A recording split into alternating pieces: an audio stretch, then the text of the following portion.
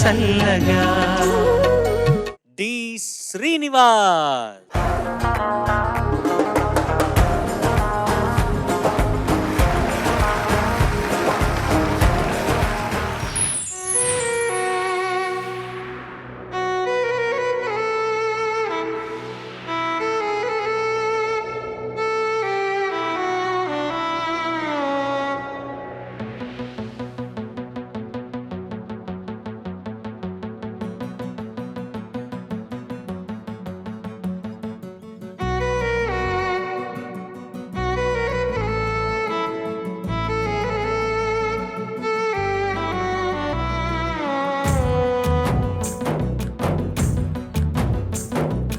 గాలిలో ఊగిసలాడే దీపంలా ఊగిసలాడే నీవు సందకనా ప్రాణం, నల్లని మప్పులు చుట్టిన చంద్రుడిలా చీకటి కమ్మెను నీ కబురందకనా లోకం. సుడిగాలిలో పడి పడి లేచే పడవల్లే తడబడుతున్నా నీకోసం చుందే నా ప్రాణం. ఓ బుజ్జి తల్లి నా కోసం ఓ మాటైనా మాట్లాడే నా బుజ్జి తల్లి.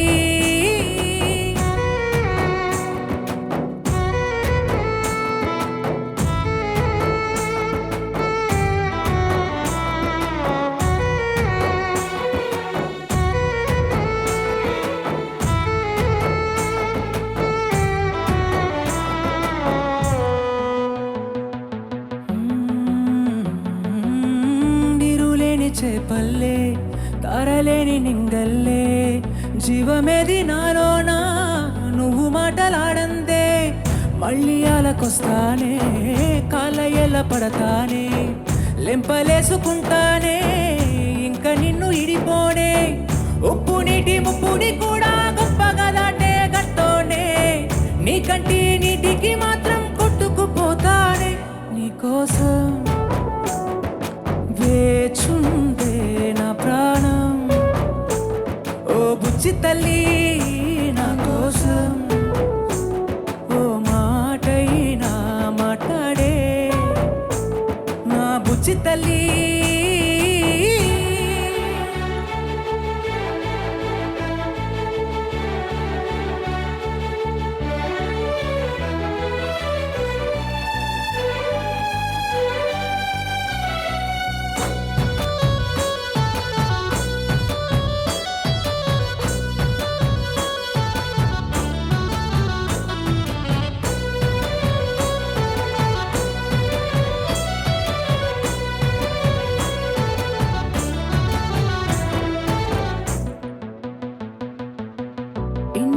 మన దూరం తీయనైన ఓ విరహం చేదులాగా మారిందే అంతరంటి నీ గారం.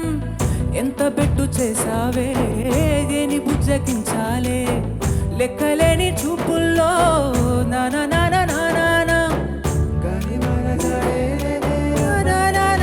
చుంటే దారే నీ చూటే నీకోసం చుందే నా ప్రాణం. ఓ బుజ్జి తల్లి నా కోసం ఓ మాటైనా మాట్లాడే ఓ బుజ్జి తల్లి.